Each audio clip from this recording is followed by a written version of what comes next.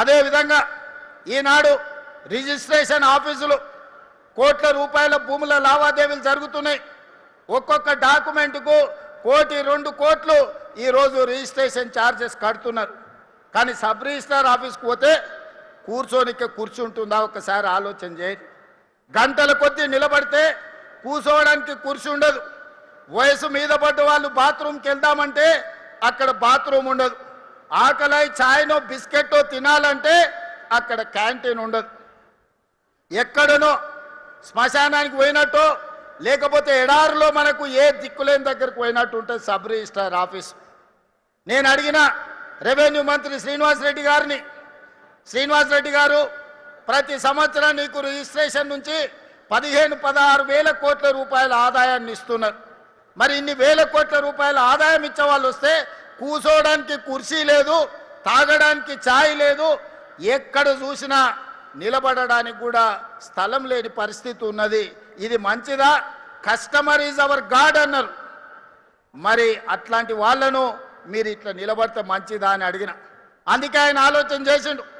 Outer ring road లోపల 39 sub registrar కార్యాలయాలు ఉంటే వాటిని 12 క్లస్టర్స్గా బ్రహ్మాండంగా ఏసీ గదులతోని ఎక్కడికి వెళ్ళినా 5 స్టార్ హోటల్కి వెళ్తే ఎలాంటి వసతులు ఉంటాయో ఈరోజు రిజిస్ట్రేషన్ చేసుకోవడానికి వచ్చే వాళ్లకు అలాంటి వసతులతోని ఇవాళ ఇంటిగ్రేటెడ్ సబ్ రిజిస్ట్రార్ ఆఫీసులను డిజైన్ చేసి ఈరోజు ఆ కార్యక్రమాన్ని కూడా ప్రారంభించుకున్నాం. అందుకే మిత్రులారా, అంతర్జాతీయ నగరం అని మనకు మనం గొప్పలు చెప్పుకుంటే సరిపోదు. అంతర్జాతీయ ప్రమాణాలతోనే అభివృద్ధి చేసుకున్నప్పుడే అంతర్జాతీయ నగరంగా మనకు గుర్తింపు వస్తుంది. అందుకే వాళ్ళు అడ్డం పడ్డ కాళ్ళలో కట్టెబెట్టినా, శాపనార్థాలు పెట్టినా, ఏడ్చినా, పెడబొబ్బలు పెట్టినా, చివరికి మూసిలో పడి పందులాక దొర్లినా వాళ్ళ ఏడుపు వినేది లేదు. మనం అభివృద్ధి చేసుకునుడే, మనం రీజనల్ రింగ్ రోడ్ వేసుకునుడే, రేడియల్ రోడ్డు నిర్మించుకునుడే, భారత్ ఫ్యూచర్ సిటీ కట్టుకునుడే, కోహెడా ఫ్రూట్ మార్కెట్ను పూర్తి చేసుకునుడే. ప్రతి అవసరాన్ని దృష్టిలో పెట్టుకొని ఈరోజు ఈ రాష్ట్రం యొక్క అవసరాలను తీర్చుకుంటూ ముందుకు వెళ్ళాల్సిన బాధ్యత మన మీద ఉన్నది. అందుకే ఇవాళ మిత్రులారా, మనం మంచి కార్యక్రమాలు చేసుకుంటున్నాం. మనల్ని చూసి ఏడ్చేటోళ్ళు ఎప్పుడు ఉంటారు? కడుపులో మంట ఉన్నోళ్ళు, అసూయ ఉన్నోళ్ళు వాళ్లకు అజీర్తి అవుతూనే ఉంటుంది. వాళ్ళని ఎవరిని పట్టించుకోవాల్సిన అవసరం లేదు. అందుకే ఈనాడు మంచి మంచి కార్యక్రమాలతో ముందుకు వచ్చినాం. వ్యవసాయాన్ని ఒకనాడు దండుగంటే వ్యవసాయాన్ని పండుగ చేసినాం. ఒకనాడు ఒరేసుకుంటే ఉరేసుకున్నట్టే అంటే ఈరోజు ఒరేసుకున్న వాళ్లకు కనీసం మద్దతు ధరనే కాదు 500 రూపాయల బోనస్ ఇచ్చి దేశంలోనే అత్యధికంగా ఈ రబీ సీజన్లో 1,41,000 మెట్రిక్ టన్నుల వరి ఉత్పత్తి చేసి దేశానికి ఆదర్శంగా నిలబడ్డాం. భారతదేశంలో ఉత్పత్తిలో 60% ఒక్క తెలంగాణ రాష్ట్రం నుంచే ఉత్పత్తి చేసి మన రైతుల యొక్క సత్తా చూపినాం. ఆ ఎల్లా ఏ ఊర్లో ఏ రైతు వడ్లు పండించినా ఇవి కాళేశ్వరం నీలే అని కూలేశ్వరరావు చెప్పేటోడు. మరి ఇవాళ కాళేశ్వరం కూలేశ్వరం అయిపోయి 3 ఏళ్ళు అయింది.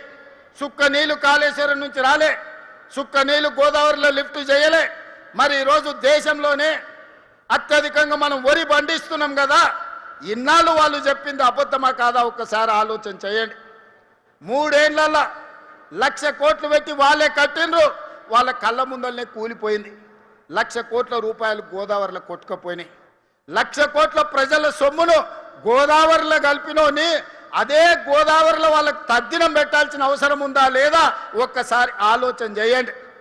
నిన్న మన ఆయన తాటి చెట్టు లెక్క పెరిగిండు. ఎందుకంటే మనకు ఈ ప్రాంతంలో నల్గొండల, భువనగిరిలా లేకపోతే ఇబ్రాహీంపట్నంలో తాటి చెట్లు ఎక్కువ ఉంటాయి. తాటి చెట్టు ఇట్లా పెరుగుతుంది.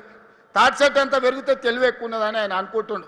ప్రాజెక్టులు ఎట్లా కట్టాలనో, లిఫ్టులు ఎట్లా మెయింటైన్ చేయాలనో ఆయన మనకు లెటర్లు రాస్తున్నారు. నీ ముఖం 10 ఏళ్ళు నువ్వు అట్లా ఏడ్చినందుకే అది కాళేశ్వరం కాస్త కూలేశ్వరమైంది. నీ సలహాలు తీసుకుంటే ఇల్లు వీకి పందిరేసుకున్నట్టే ఉంటుంది. వెనకటికెవడో చదువుకోకముందు కాకరకాయ అన్నాడంట.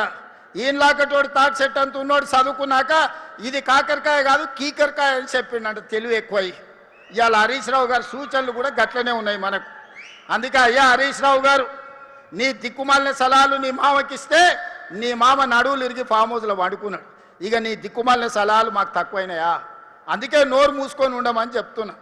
నువ్వు ఉన్నా ఉండకపోయినా 94 నుంచి 2004 వరకు తెలుగుదేశం పార్టీ అధికారంలో ఉన్నది.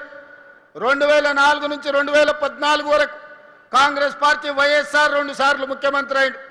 2014 నుంచి 2024 వరకు బీఆర్ఎస్ 2 సార్లు ప్రభుత్వం ఏర్పాటు